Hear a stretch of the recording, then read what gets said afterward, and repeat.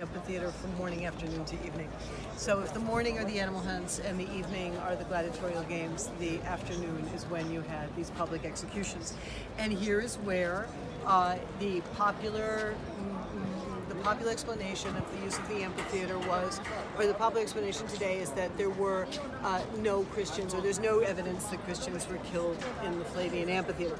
Now, this actually started out with something, and I'm trying to bridge this as much as possible so I don't keep you guys here too long, but it's a little bit more complicated and nuanced than people think.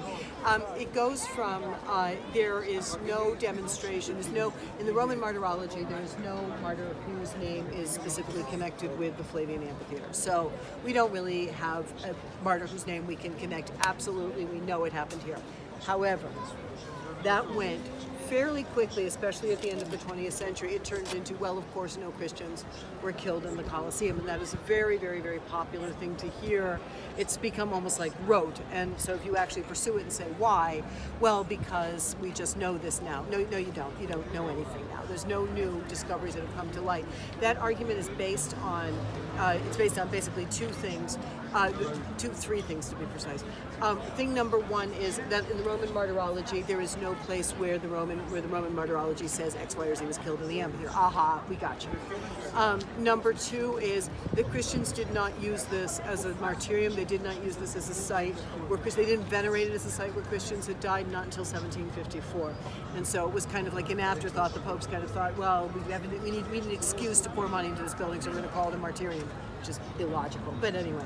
And then the third reason is that some people claim that during the point of the most severe persecutions, this building was not in use. They're alluding to the fact that a fire in the mid-3rd century kept this building out of commission for about 50 years. I got a little interested, it was about 20 years, I got a little interested in this when it turns out that the emperor who inherited the burnt-out Coliseum, who took a long time repairing it, there's belief that this guy was a Christian. And we actually get the Christians get their property restored to them under Alexander. And so it's just an interesting little, he probably delayed the reopening, but that doesn't work because Christians are persecuted sporadically and whenever the Romans feel like it. So you can't really say that during the years that Christians were being persecuted, this building wasn't being used. I mean, as far as I know, during the persecutions of Diocletian, this building was perfectly well up and running. So I don't even know where that argument comes from. But let's back up to a couple of things that are very important, that they just tell us a little something about Christians, and something that's very helpful for us to remember about Christians, ergo ourselves. The Christians do not mention the site of death for most people in the martyrology, even Perpetua and Felicity, who die in the arena in Carthage. Conveniently, Carthage has one arena, so we're not going to have, there's not too much mystery about it.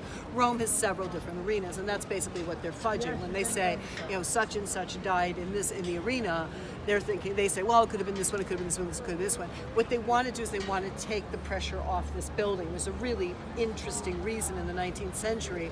The 19th century, this becomes the locus. If any of you like late 19th century English Anglo literature, read the books, read Edith Wharton Coming Here. This is the locus for all the bad behavior. So all the nice little New Englanders who are, behaving perfectly well back in their Boston finishing schools, all the Brits who are, the lords and ladies, and they're very well behaved when they're sitting back at home, they come here. And in the amphitheater, they get this Roman fever, which is a code word for just letting your basest instincts all come to the fore, letting you doing what you want to do. And if you read the denouement, these books always happen in the amphitheater. So can you imagine what it's like in the 19th century? You come here during the day, because after this building is saved as a martyrium, all you would see during the daytime were little groups like you guys going to mass in one of the corners here, doing the Stations of Cross in the amphitheater. Benedict Lebray, the patron saint of homeless people, lived here. I don't think I can say lived here because then he won't be the patron saint of homeless people. But anyway, so you have all this kind of pious activity going on in the day, and then nighttime comes. You guys go back.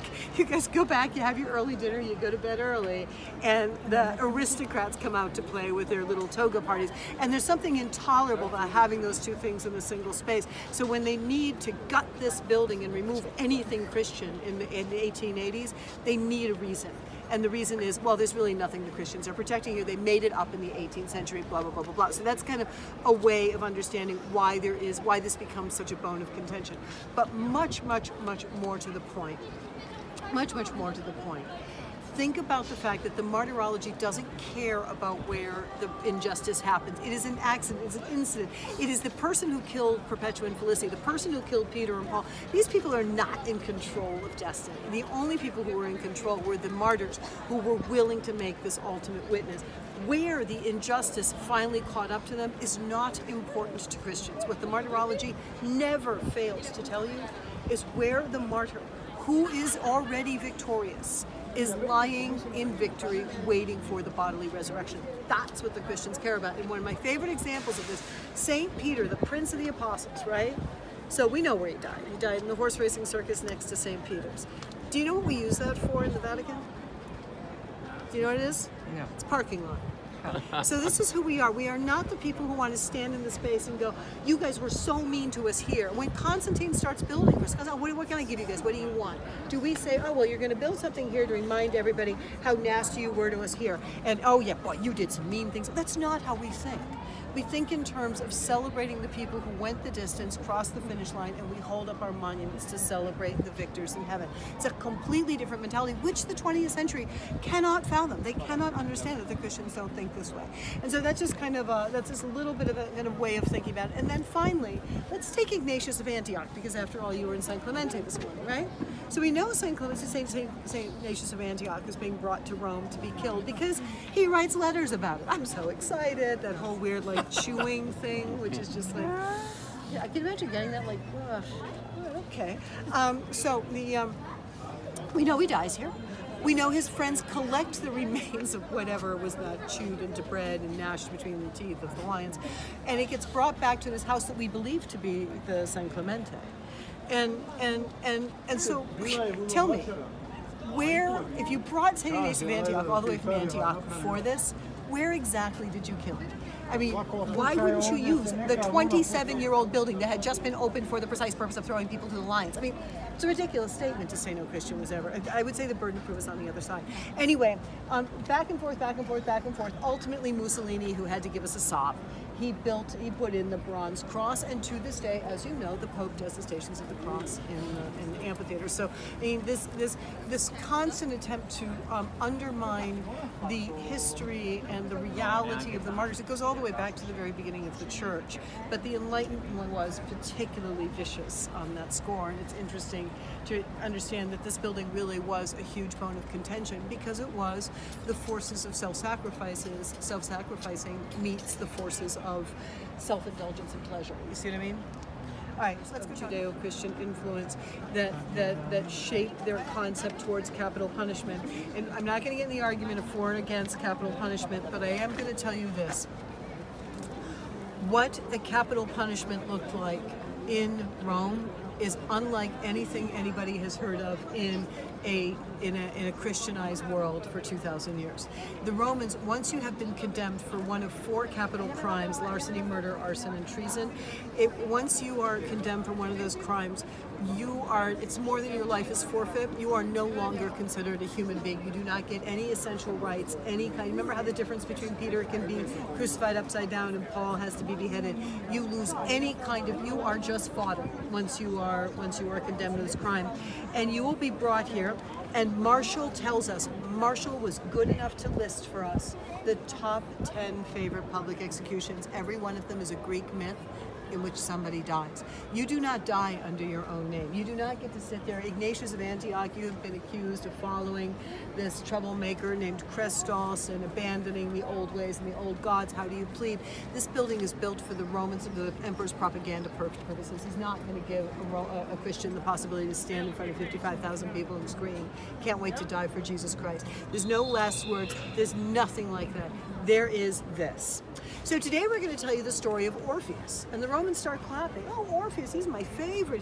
Orpheus is a musician of the ancient world. His music is so great, it can wake the dead and soothe the gods and calm animals. So there's a guy tied to a tree in the middle of the amphitheater. And the MC says, well, one day Orpheus was out playing in the glade and music comes from somewhere. And as he was playing, out came a lion. So from one of the trapdoors, a lion starts to pad out. People start screaming, oh my goodness, the lion's going to kill him. But it turns out lions like music, so he puts his head between his paws and goes to sleep. A little while later, out comes a wild boar running around, tusks glinting left and right. Oh my goodness, he's going to get gored by the boar. They have a great sense of where that artery is in your thigh. At any rate, it turns out that it's just a nice little soundtrack for the morning jog. The boar goes in one door, out the other, via. And then out comes a bear. You may not be aware of this, but bears are tone deaf, and that's what kills him. That's how people die. You don't die under your own name. It's one of the problems with the martyrology. It would be very difficult to be able to record people's names, because if you were a slave, your slave friends are up there. It's hard for them to even see you. So it makes you think a little bit more about what it meant to be a martyr. You're not going to get this big heroic last stand. You don't get the music. You don't get to be like Iron Man, closing your eyes. Let me call Pepper Potts one more time before I give myself up. None of that stuff. You come out and you're laughed at as one of these farces, satires that the Romans like. It changes the perspective of what they had to go through and how much faith they must have had. All right, let's go downstairs and talk about gladiators, and then we will be ready to